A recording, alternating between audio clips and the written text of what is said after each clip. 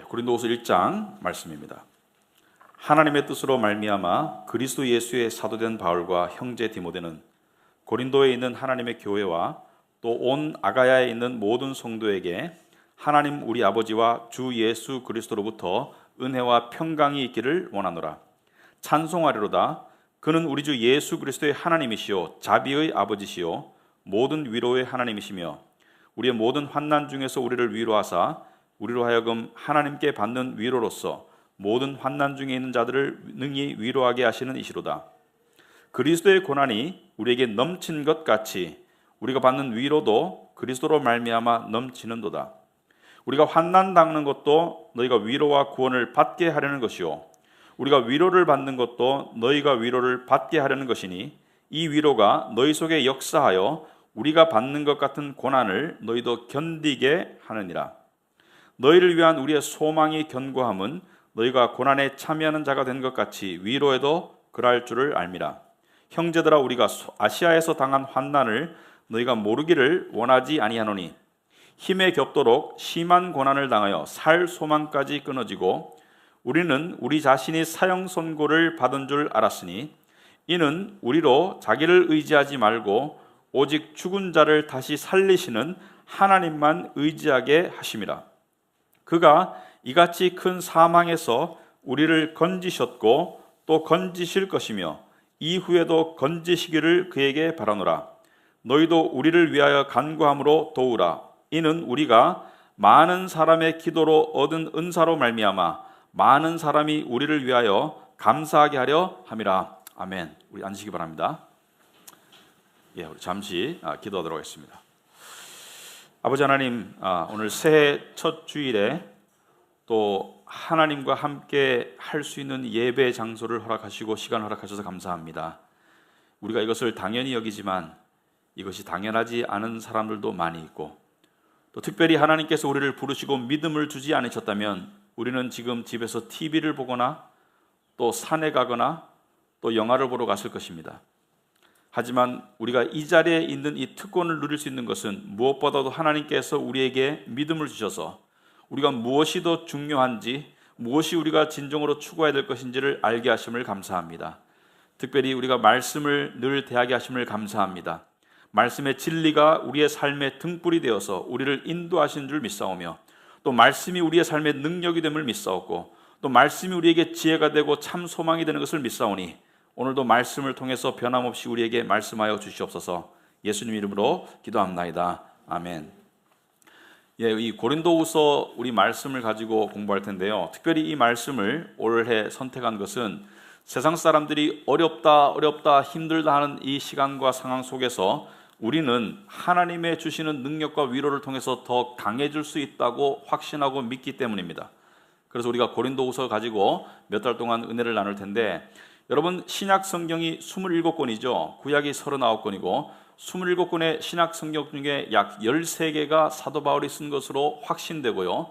히브리서까지 따지면은 히브리서는 저자를 알 수 없지만 사도 바울이 저자일 확률도 있기 때문에 거의 반 가까이, 반 이상을 사도 바울이 썼다고 보는데, 사도 바울이 쓴 성경은 13권의 성경은 주로 편지입니다. 각 교회나 사람에게 보낸 편지이죠. 예를 들어서 로마서는 로마에 보낸 편지이고요. 골로새서는 골로새라는 곳에 있는 교회에 보낸 편지이고요. 예를 들어서 오늘 같은 고린도서는 고린도에 있는 교회에게 보낸 편지이고요. 또 디모데서나 빌레몬서 같은 경우는 사람에게 쓰여진 편지입니다.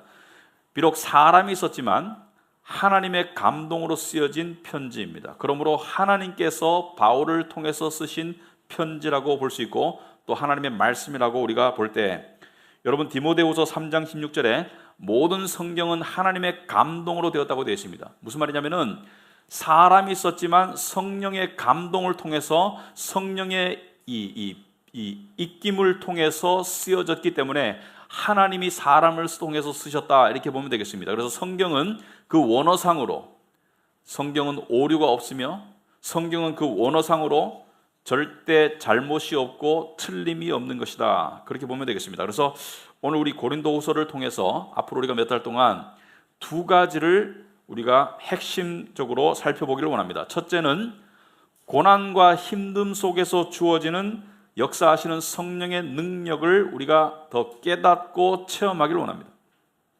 여러분, 머리로 아는 것과 마음으로 체험하는 것은 다르죠. 그래서 머리로 먼저 알아야 체험이 되기 때문에 머리로 아는 것은 중요하지만 머리로 아는 것에만 그치는 것이 아니라 우리의 삶 가운데 체험하기를 원하고요. 또 둘째로 고난 속에서 주어지는 하나님의 위로를 체험하기를 원합니다.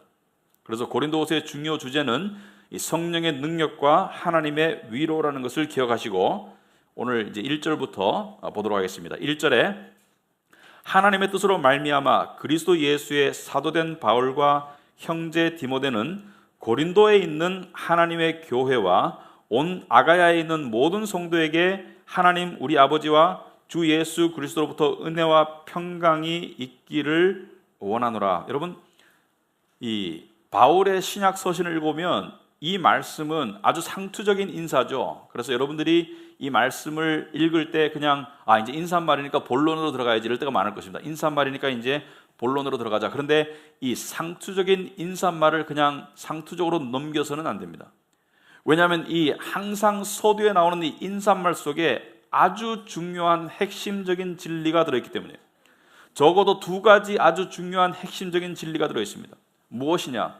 사도 바울이 자기를 바라보는 시각이 들어있습니다. 사도 바울이 나는 누구냐? 여러분, 우리는요 알게 모르게 나는 누구냐를 매일매일 묻습니다. 나는 누구냐? 나는 누구냐 속에는 나는 나의 정체성, 나는 학생이다, 나는 1등이다, 나는 꼴찌다, 나는 어느 직장에 다닌다, 나는 연봉이 얼마다, 나는 키가 얼마다, 나는 나이가 얼마다, 나는 재산이 얼마다. 그러니까 나라는 존재의 신분을 우리는 매일매일 확인해요. 왜 그렇습니까? 왜 우리는 우리의 신분을 매일매일 확인할까요? 왜냐하면 우리의 신분이라는 것은 우리가 붙잡고 있는 의지하는 동아줄과 같은 것이죠.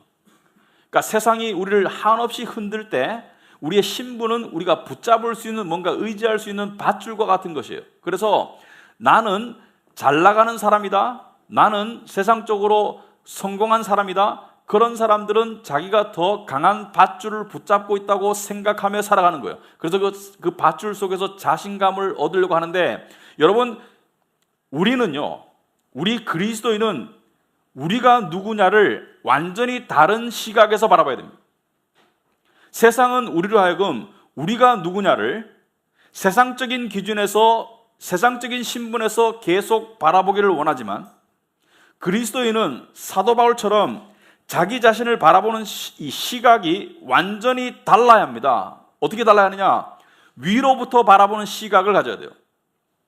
여러분, 사도 바울은요 사실은 세상적으로 지금은 엄청나게 고생을 하고 있지만 예수 믿고 난 다음에, 예수 믿기 전에 사도 바울, 현재도 사도 바울은 세상적으로 내세울 게 많은 사람이었어요. 이 명문가 집안의 출신이고 바리새인입니다. 오늘날로 말하면 이 명문가 집안의 출신이고 혈통이에요. 그 다음에 아주 유명한 선생님에게 공부를 한 아주 학식과 이 덕식이 아주 풍부한 그런 사람이었어요. 더군다나 이 시대의 로마 시민권자는 함부로 건들 수 없는 로마 시민권자였습니다. 유대인으로서 특권층이었습니다. 하지만 사도 바울은 한 번도 나는 로마 시민이라는 것을 앞세우거나 나는 가말리엘에게 수학을 한 나는 아주 학식이 높은 사람이라는 학식을 자랑하거나 자기의 신분을 바리새인이라고 소개하는 적이 없었어요. 오늘 뭐라고 소개합니까? 하나님의 뜻으로 말미암아 그리스도 예수의 사도가 된 바울이라고 얘기했습니다. 그리고 이 바울은 하나님의 교회, 고린도 교회와 온 아가야, 이 그리스 남쪽에 있는 아가야 지방, 고린도라는 도시와 그 주변에 있는 모든 성도에게, 여러분, 성도는 무엇입니까? 하나님께서 세상으로부터 구별해낸 자들이 성도입니다. 그러니까 성도는 거룩하신 하나님께서 세상의 많은 사람들 중에 이들은 특별히 나의 소유라고 구별해낸 자들이 성도입니다. 그러면 그 구별은 누가 했나? 사도 바울이 사도가 된 것은 누가 했나? 여기 보면은 제일 첫 마디가 하나님의 뜻으로 말미암아 이렇게 말하겠습니다. 하나님의 뜻으로 말미암아 그리스도 예수의 사도된 바울은 이렇게 말하고 있습니다. 무슨 말이냐면은 두 가지를 말씀드리고 싶은데요. 첫째는 정체성의 결정 요인과 정체성의 의미를 말씀드리고 있습니다. 정체성의 결정 요인이라는 것은 여러분, 우리는 선택과 결정을 할 수 있는 존재들입니다. 우리는 무엇을 먹을지, 우리는 무엇을 입을지, 어느 직장에 입사 원서를 낼지 어느 정도 선택과 결정을 할 수 있어요. 하지만 우리의 정체성을 결정하는 가장 근본적이고 가장 중요한 모든 것들은 결정되어지는 것이지 여러분이 결정하는 것이 아닙니다. 예를 들어서 여러분은 여러분의 부모를 선택한 적이 없습니다. 여러분이 황인종으로 태어날 것을 선택한 적이 없습니다. 여러분이 20세기에 출생할 것을 선택한 적이 없고요. 여러분이 가지고 있는 여러분의 정체성의 상당한 부분들, 여러분의 외모와 여러분의 기질 같은 것, 그런 것들 여러분이 선택한 적이 없고 모두가 선택되어져서 나왔어요.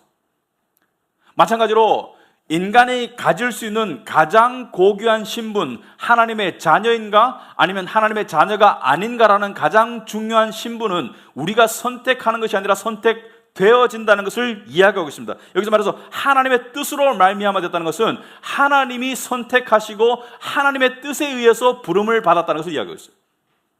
여러분, 사도 바울은요, 사도가 되고자 하는 마음을 가진 적이 없습니다. 사도가 되기 위해서 노력한 적도 없고요, 심지어 크리스찬이 되고 싶어하는 마음도 없었습니다.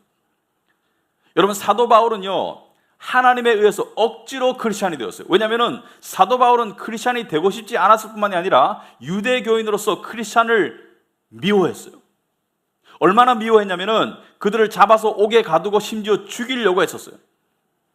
그러다가 하나님께서 그를 다메섹으로 가는 그를 부르셔서 그를 그리스도인이 되게 하셨고 이제 사도로 부르셨다. 사도는 뭐예요?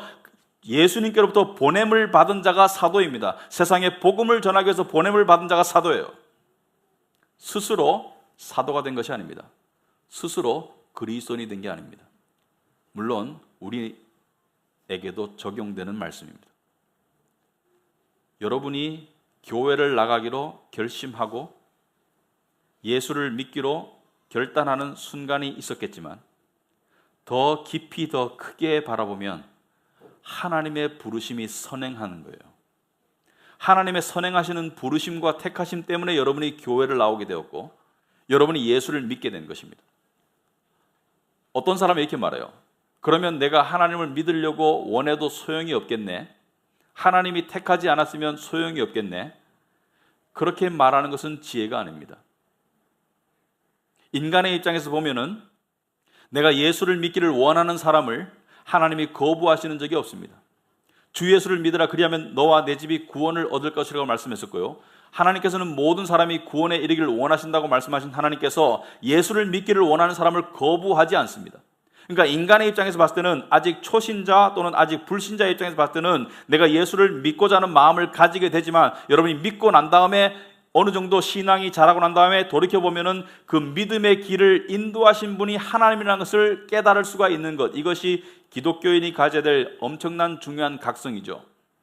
사도 바울은 사도가 되기를 스스로 원한 적이 없습니다. 그리고 사도 바울은 이 자신의 신분에 대한 확신 속에서 살았어요.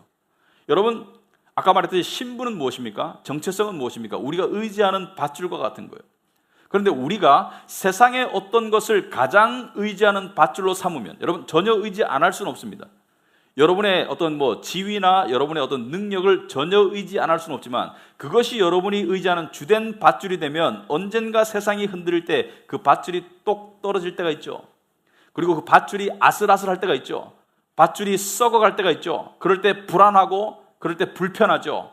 하지만 하나님이 주시는 이 신분의 밧줄, 하나님의 부르심의 성도라는 밧줄, 이 밧줄은 절대로 약해지거나 끊어지지 않습니다.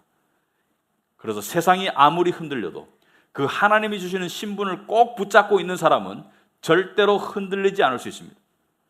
여러분이 여러분의 능력을 가장 의지하는 사람은 그 능력이 닿을 때 심하게 흔들릴 것이고 여러분이 스스로 능력이 없다고 생각하는 사람은 그 열등감에 사로잡혀 살 것이고 아무튼 간에 세상에 어떤 것도 우리를 지탱해 줄 수 있는 능력이 없어요. 완전하게. 하지만 하나님이 주시는 이 신분을 붙잡는 사람은, 이것을 더욱더 붙잡아가는 사람은 세상의 히브리서의 말씀처럼 요동하는 세상 속에서 요동치 않을 수 있습니다.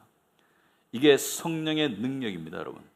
세상이 이렇게 요동하고 불확실한 가운데 평온을 누릴 수 있는 것, 이게 성령의 역사고 능력인데, 그것은 자기의 정체성을 확고히 믿고 붙잡는 사람들에게 주어지는 하나님의 축복이라고 보시면 되겠습니다. 자, 두 번째로, 사도 바울은 나는 누구냐라는 질문에 대해서 이렇게 대답을 합니다.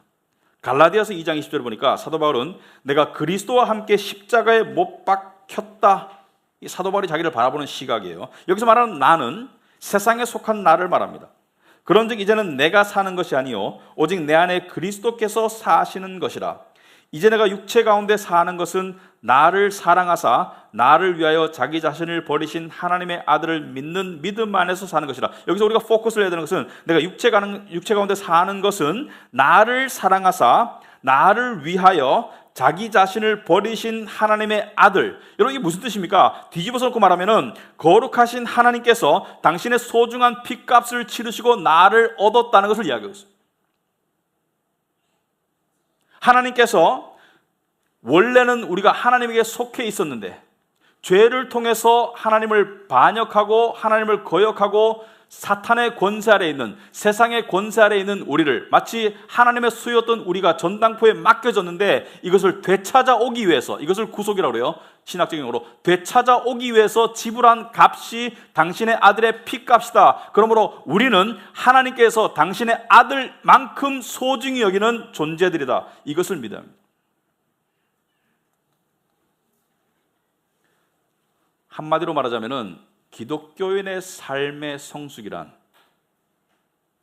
내가 나를 바라보는 시각에서부터, 세상이 나를 바라보는 시각에서부터 점점 더 탈피해서 하나님이 나를 바라보는 관점으로 나를 바라보는 것이 기독교인입니다. 다시 말하겠습니다. 나와 세상이 나를 바라보는 관점에서 점점 탈피해서 하나님이 나를 어떻게 바라보시는가, 이것으로 나를 바라볼 줄 아는 사람이 그리스도인입니다. 이런 사람은요, 흔들리지 않아요. 이런 사람은 세상에 휩쓸리지 않습니다. 이런 사람은 세상에 두려울 것이 없습니다. 왜? 하나님이 나를 바라보는 그 절대값을 알기 때문에, 절대로 요동할 수 없는 그 값을 알기 때문에. 여러분, 세상은 우리를 어떻게 바라봅니까? 우리의 효용가치, 이용가치로 우리를 바라봅니다. 저 사람은 얼마나 쓸모있나, 저 사람은 얼마나 능력있나, 저 사람은 얼마나 가치가 있나. 그 가치의 값은 계속 변하죠. 특히나 세월을 이길 수 있는 사람이 없습니다. 아무리 능력 있는 자도 세월이 지나면 은퇴해야 되고요, 아무리 능력 있는 사람도 세월이 지나면 늙으면 쓸모없는 효용 가치가 떨어지는 그런 존재로 전락하게 되는 것이 세상의 이치라면, 하나님은 우리의 이용 가치로 우리를 평가하시는 분이 아닙니다. 우리의 이용 가치로 우리를 평가하셨다면 어느 누구도 하나님이 선택하지 않았을 겁니다. 왜냐하면 하나님께 우리는 그렇게 가치 있는 존재가 되지를 못합니다. 물론 하나님이 우리를 들어쓰세요. 하나님이, 우리가 하나님께 봉사하고 하나님께 드리고 할 때 하나님이 그걸 기쁘게 받으십니다. 하지만 그 모든 것이 하나님이 우리에게 주신 것에서 받는 것이지 우리가 창출하는 것이 아닙니다. 하나님께서 우리에게 주신 것에서 우리에게 받으시고 기뻐하시는 것이지, 근본적으로 하나님이 우리를 사랑하시고 받아주시는 이유는 우리의 존재를 받아주시는 것이지 우리의 이용 가치가 아닙니다. 이것을 이렇게 쉽게 말하지만 이것을 받아들이고 믿는 것은 엄청나게 힘듭니다. 왜냐하면 우리는 하나님께 이용, 존재 가치, 효용 가치가 있기보다는 오히려 하나님께 버림받아야 마땅할 존재라는 것을 알 때가 많기 때문에, 하나님이 나를 있는 그대로 받아주시고 부르셨다, 이것을 믿는다는 것은 엄청난 믿음입니다. 그리고 2절에 그 신분자, 그 하나님의 자녀들에게 하나님이 주시기를 원하는 가장 큰 선물이 무엇입니까? 하나님 우리 아버지와 주 예수 그리스도로부터 은혜와 평강이 있기를 원하노라. 이것도 상투적인 인사예요. 사도 바울의 서신을 보면 은혜와 평강이 있기를 원하노라, 은혜와 평강이 있기를 원하노라, 디모데서에만 은혜와 자비와 평강이 있기를 원하노라, 이렇게 말하고 있습니다. 왜? 디모데서는 디모데라는 아주 극심한 어려움에 처한 사람에게 쓰여졌기 때문에 자비라는 단어가 하나 더 들어갔지만, 보통 사도 바울의 서신에는 은혜와 평강이 있기를 원하노라, 이걸 상투적으로 받아들이면 안 됩니다. 여러분, 은혜가 있기를 원한다, 하나님부터 은혜를 받는다, 공급받는다, 이게 무슨 뜻입니까? 생각해, 우리 구체적으로 한번 질문을 해봐야 됩니다. 성경을 읽을 때. 여러분, 은혜와 평강은 은혜만 얻을 수 있습니까? 평강만 얻을 수 있습니까? 그렇지 않습니다. 은혜와 평강은 같이 가는 거예요. 하나님의 은혜를 깨달은 사람에게 평강이 주어지는 겁니다. 그러면 하나님의 은혜를 깨달아가야 되는데, 은혜를 공급받는다, 은혜를 깨달는다, 그게 무슨 뜻입니까? 여러분, 나 하나님께 은혜 받았어, 그게 무슨 뜻입니까? 우리는 때로는 이 은혜라는 단어를 희석할 때가 많아요. 은혜라는 단어를 가볍게 사용할 때가 많습니다. 예를 들어서 제가 건강의 은혜를 받아서 요즘 건강이 좋아요. 물론 은혜가 아닌 거 아닙니다. 은혜입니다. 예를 들어서 제가 이번에 하나님 은혜로 승진했어요. 은혜 아닌 거 아닙니다. 은혜입니다. 하지만 이건 난 크리스찬들도 이 기독교인들도 받을 수 있는 어떤 일반적인 축복이 아니겠습니까? 그렇다면 여기 성경에서 말하는 성도들에게 주어지는 은혜는 이런 것들과는 차원이 다른 은혜를 말하는 것을 우리가 이해를 해야 됩니다. 우리가 세상에서 은혜를 말할 때 나는 1을 노력했는데 10의 결과가 나왔어요. 하나님께서 은혜를 베푸셔서 제가 1의 노력을 했는데 10의 성과를 얻었습니다. 이게 은혜가 아니라는 게 아닙니다. 은혜입니다. 하지만 이건 세상 사람들도 가능하지 않습니까? 성경에서 말하는 은혜는 그것보다 차원이 훨씬 더 다르고 깊은 은혜이다. 그렇다면 성경에서 말하는 은혜가 뭐냐, 여러분? 여러분, 성경에서 말하는 은혜를 얘기할 때는 항상 십자가를 통해서 그 은혜를 바라봐야 됩니다. 예수 그리스도를 통해서 바라봐야지 그 은혜를 깨달을 수가 있어요. 성경에서 말하는 은혜를 한마디로 말하자면 이것입니다. 내가 받아야 될 대접을 하나님께서 나에게 주지 않으시고 내가 도저히 받을 자격이 없는 대접을 나에게 하셨다. 이게 은혜입니다.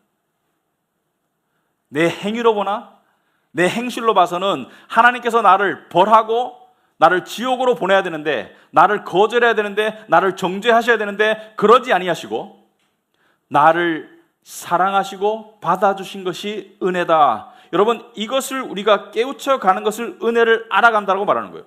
하나님께서는 진노와 심판 대신에 우리에게 용서와 사랑을 베푸셨고요. 하나님께서는 우리를 거절하시는 대신에 우리를 받아주셨고요. 하나님께서는 우리를 방치하는 대신에 우리를 관심과 보호 가운데 늘 두시고 계신다. 한마디로 말하면 영원한 지옥 대신에 천국을 주신 것이 은혜입니다. 이게 은혜예요. 그래서 우리가 은혜라는 단어를 너무 남발하지 말자. 성경에서 말하는 은혜는 세상적인 일반적인 은혜도 포함을 하지만 그 핵심적인 의미는 바로 십자가의 은혜를 이야기하는 거예요. 십자가의 은혜를 이야기합니다. 여러분, 우리의 존재의 본질을 이야기하자면은, 여러분, 우리의 존재를 저 사람이 진실되다라고 말할 때 그 말도 남발하면 안 됩니다. 누군가가 진실되다는 것은 그 사람의 외적인 모습과 비밀스러운 행동이 일치할 때 진실되다고 말해요. 그 사람이 일반적으로 사람들 앞에서 보이는 모습과 그 사람의 비밀스러운 행동이 일치할 때 진실되다고 말하자면은, 세상에 진실된 사람이 몇 명 있을까요? 세상에 진실된 사람은 없습니다. 엄밀히 말해서 외적인 행동과 비밀스러운 행동이 일치하는 사람이 없어요. 우리 안에는 죄의 본성을 가지고 있습니다. 우리를 냄새에 비유하자면 엄청나게 악취가 나는 존재들이에요. 미안하죠. 미안할 거 없습니다. 참 진실이니까. 여러분, 제가 옛날에 잼버리라는 단어 아십니까? 잼버리가 보이스카우트, 걸스카우트 세계 모임 축제가 잼버리입니다. 20여 년 전에 우리나라 강원도에서 고성에서 잼버리 축제가 있었어요. 제가 그때 김포공항, 그때는 인천공항이 없었죠. 김포공항에서 세계 각국에서 오는 청소년들, 남녀 청소년들을 제가 맞이하는 그런 역할을 했었습니다. 회사 다니면서 그런 역할을 하게 했었어요. 그런데 그때 사람들이 공항에서 입국하면 제가 그냥 반가운 사람이 있고 눈살이 저절로 찌푸려지는 사람들이 있어요. 왜 그러냐면은 그때는 동유럽, 서유럽이 이 경계가 분명했는데, 같은 유럽 사람도 서유럽 사람은 오면은 향수 냄새가 나고 동유럽 사람들이 들어오면은 역겨운 냄새가 나는 거예요. 샤워를 안 해서. 여러분, 그 냄새가 몸에 배긴다는 말 저는 안 믿었거든요. 옷 갈아입으면 되지, 냄새가 배기면. 샤워하면 되지. 그런데 옷 갈아입고 샤워해도 냄새가 진짜 배겨요. 이제 사흘을 가더라고요. 그런데 아프리카에서 사람들이 오잖아요. 한 10m 밖에서부터 냄새가 진동해요. 그런데 이 사람들한테 둘러싸여 있으면 기절할 것 같아. 냄새 때문에. 정말 기절할 것 같아. 와, 그냥 도망가고 싶어요. 여러분, 우리를 악취에 비유하자면 우리는 냄새가 엄청나게 나는 그런 악취가 나는 그런 존재들인데, 하나님께서 우리를 안아주시고 우리를 완전히 씻어주시고 그리고 그리스도의 의로 옷 입혀주시고 그게 하나님의 은혜입니다. 우리의 행위에 따라 우리를 받아주시고 안 받아주시고 하는 게 아니라는 것을 기억하기 바랍니다. 탕자는 엄청나게 죄를 저지르고 살았지만 돌아왔을 때 아버지가 와락 안아주셨거든요. 그게 우리를 향한 하나님의 받아주심의 은혜입니다. 여러분, 그 은혜를 깨우쳐가는 사람이 하나님의 평강을 맛보는 거예요.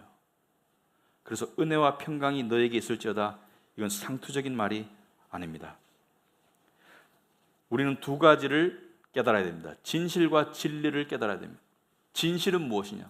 우리가 엄청나게 냄새가 나는 존재라는 것을 깨달아야 돼요. 그게 진실입니다. 진리는 무엇입니까? 그럼에도 불구하고 하나님께서 우리를 안아주신다, 받아주신다, 그게 진리예요. 우리가 엄청나게 냄새가 나지만 하나님께서 우리를 안아주시고 받아주시는 은혜를 베푸신다, 그게 진리입니다. 그리고 특별히 우리가 고난 가운데, 우리가 슬픔 가운데, 우리가 고독 가운데 있을 때 하나님께서 베푸시는 은혜를 위로라고 합니다. 위로는 고난 가운데 있는 자들에게 베푸시는 하나님의 은혜를 위로라고 합니다. 그래서 3절에 보니까 찬송하리로다. 그는 우리 주 예수 그리스도의 하나님이시요 자비의 아버지시요 모든 위로의 하나님이시며 우리의 모든 환난 중에서 우리를 위로하사, 여기 보면 환난 중에서 우리를 위로한다. 그러니까 고난과 환난 가운데 있을 때 우리에게 베푸시는 하나님의 은혜가 위로인데, 하나님은 모든 위로의 하나님이라는 것은 하나님이 위로할 수 없는 상황과 처지는 없다는 것을 의미합니다. 몇 주 전에 어떤 사람이 저한테 이렇게 얘기했습니다.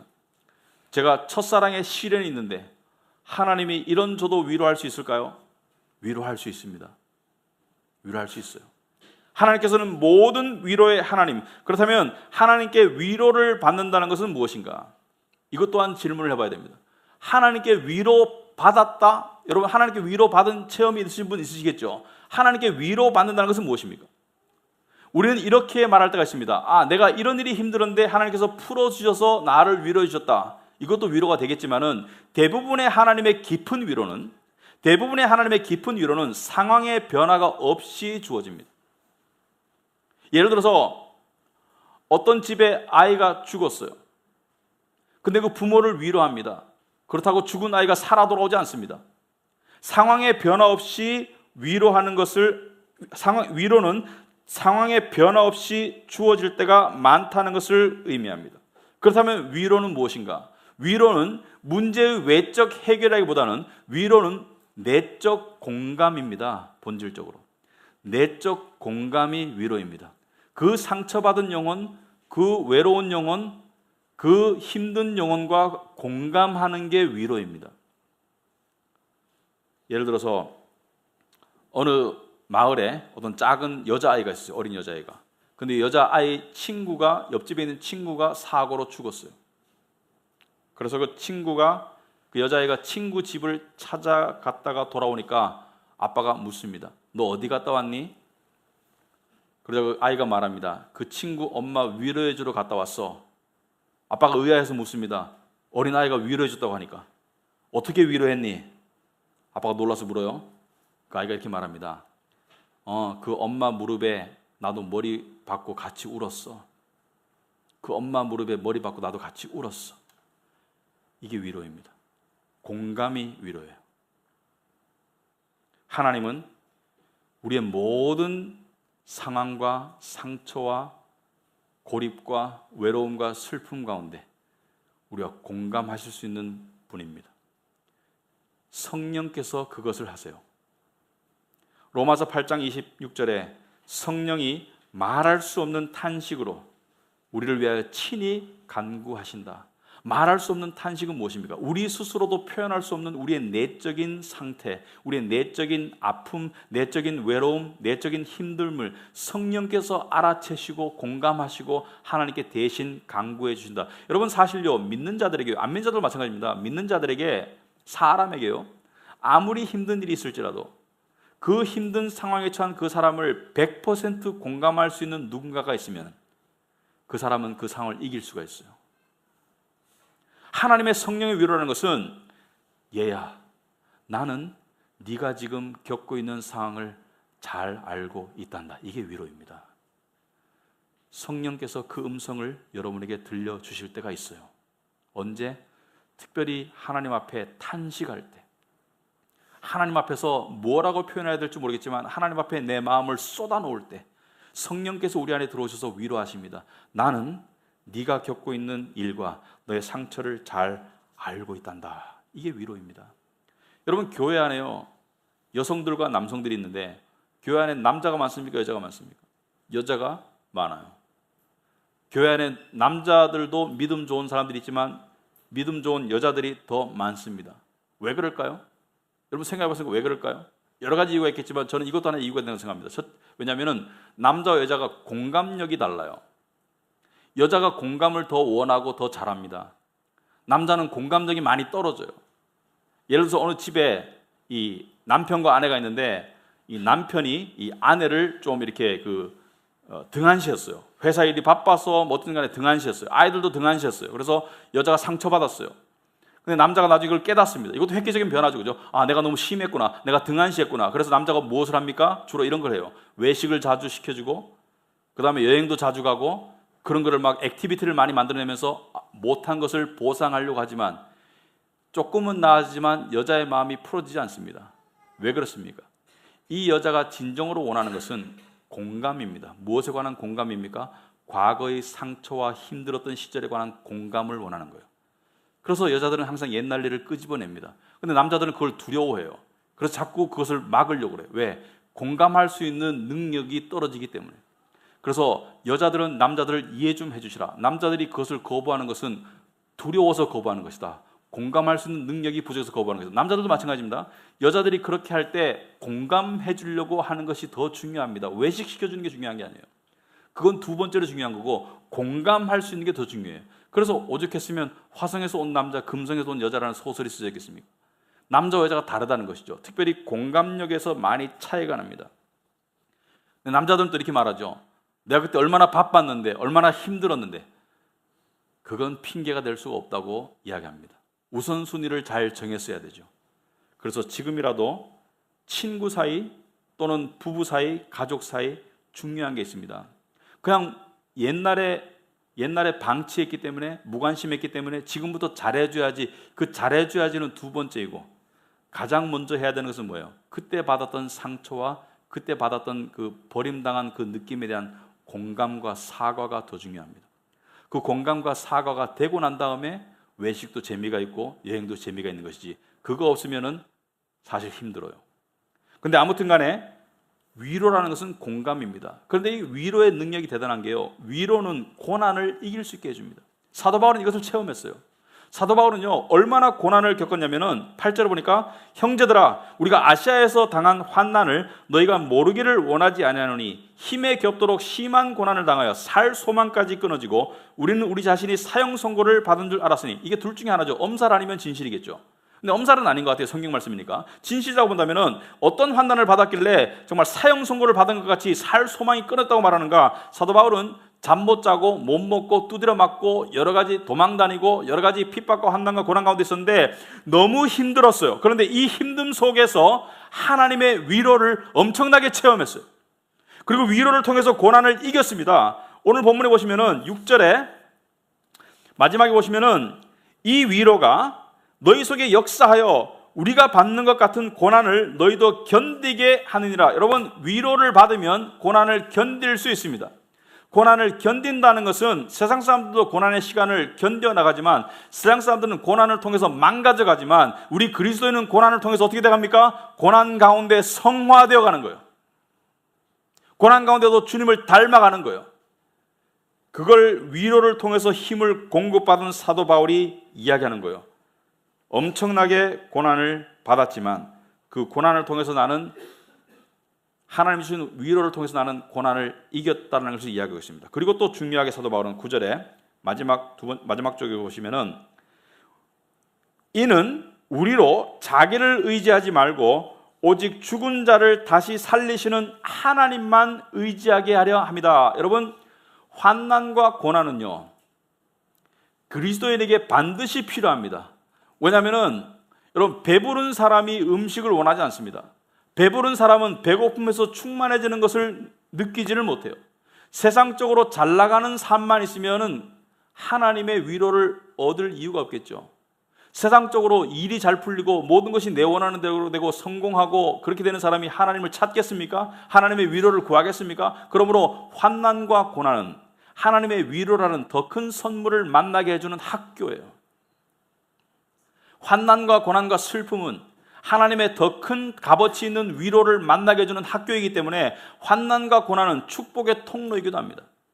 그래서 크리스찬은 삶을 살면서 시각이 바뀌어야 돼요. 하나님이 나를 사랑하시기 때문에, 하나님이 나를 위로하실 것이기 때문에, 하나님이 나를 버리지 않기 때문에 나에게 주어지는 모든 상황은 하나님을 깨우쳐가는 하나의 통로에 불과하다. 그러므로 모든 환난과 고난은 하나님을 알아가는, 하나님의 은혜와 위로를 체험해가는 통로입니다. 환난과 고난 없이 위로를 원하지 않습니다.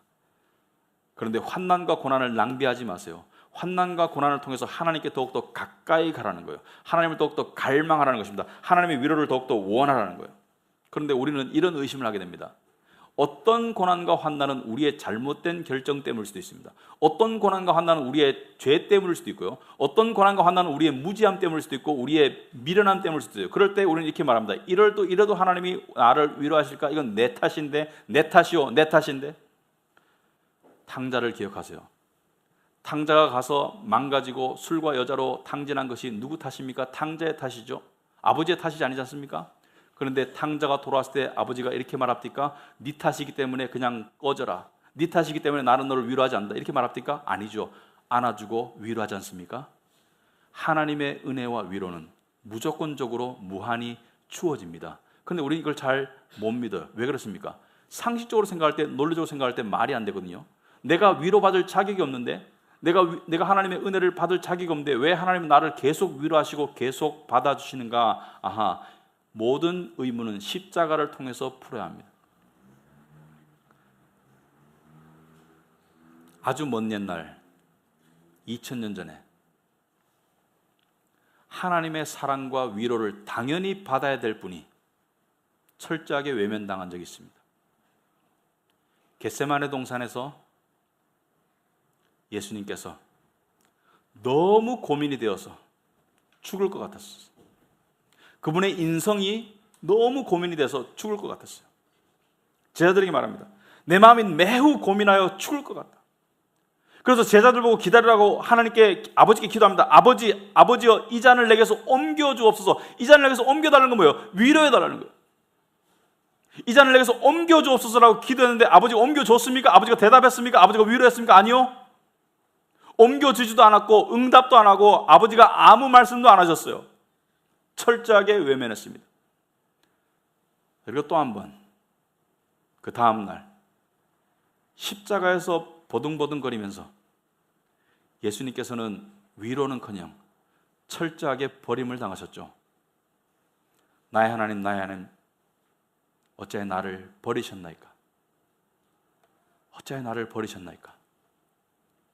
이게 복음의 역설적인 은혜입니다. 그리스도에게 당한 모든 것은 우리에게 다른 하나님의 모습을 보여주기 위해서입니다. 그리스도가 당했던 위로받지 못함, 철저하게 내버려짐, 십자가의 죽으심, 십자가에서 저주받으심, 십자가에서 버림받으심, 우리가 당했어야 될 것이죠. 그런데 그리스도께서 대신 당하심으로 말미암아 우리에게, 그리스도에게 주어져야 될 당연한 사랑과 은혜와 위로가 주어지는 거예요.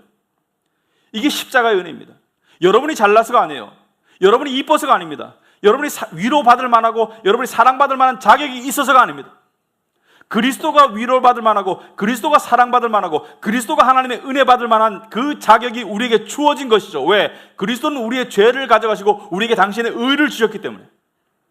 이걸 복음의 은혜라고 합니다. 이걸 이해하지 못하면 하나님이 왜 우리에게 계속 위로를 베푸기를 원하시는지를 이해할 수가 없어요. 그리스도가 위로를 거절당하셨기 때문에 우리에게 위로가 주어진 것이고요. 그리스도가 죽임을 당하셨기 때문에 우리가 살아나는 것입니다. 그리스도가 버림을 당하셨기 때문에 우리가 받아들여진 것이고요. 그래서 하나님의 우리를 향한 위로와 은혜와 사랑의 근거는 하나도 우리 안에 존재하지 않습니다. 여러분이 그리스도인으로서 하나님을 기쁘시게 살아가면 하나님의 기뻐하심을 여러분이 체험하는 은혜를 누리지만, 하나님께서 근본적으로 여러분을 기뻐하시고 사랑하시고 위로하시는 동기는 모두가 그리스도 때문입니다. 그리스도께서 철저하게 우리의 입장에서 우리를 대신해서 버림받으시고 대신 죽으셨기 때문에 그리스도에게 주어지는 모든 은혜와 사랑과 위로가 우리의 것이 된 것입니다. 이것을 깨우쳐가는 사람은 고난 가운데서도 감격할 수 있습니다. 왜? 하나님의 위로를 체험하기 때문에. 이것을 깨우쳐가는 사람은 눈물 속에서도 웃을 수 있어요. 왜? 그 안에 의미가 있기 때문에. 그리고 이것을 깨우쳐가는 사람은 외롭지 않습니다. 혼자 있어도 외롭지 않습니다. 왜? 그리스도가 친구이기 때문에. 여러분, 솔직히 말해서요, 여러분 사랑하는 가족들 있죠? 사랑하는 거 좋습니다. 배우자 있는 분, 연인 있는 분, 자식 있는 분 사랑하는 거 좋아요. 하지만 어느 누구도 그리스도를 대신 할 수도 없고 대신 해서는 안 됩니다. 여러분이 싱글이든 결혼했든 간에 여러분의 진정한 배우자는 그리스도입니다. 그리스도 이상으로 여러분의 남편과 여러분의 아내를 사랑해서도 안 되고 사랑할 수도 없어요. 왜? 이 세상 어느 사람이 여러분과 100% 공감할 수 있겠습니까? 오직 하나님 한 분만이 여러분과 100% 공감할 수 있고 여러분을 위로할 수 있습니다. 그 하나님을 붙잡아 나갈 때 성령의 능력이 여러분의 것이 될 것이고, 그 하나님을 붙잡아 나갈 때 여러분의 삶 가운데 평강이 더욱더 스며들 것입니다. 올 한 해 여러분에게 장밋빛 인생만 있지 않을 거예요. 가시도 있을 것입니다. 그러나 매사의 모든 순간에 장미가 주어질 때는 찬송하시고 가시가 주어질 때는 하나님을 향해서 위로를 원하세요. 그래서 찬송과 위로의 은혜가 교차되는, 그래서 더욱더 하나님을 깨우쳐가는 그런 인생이 되길 바랍니다. 기도하겠습니다.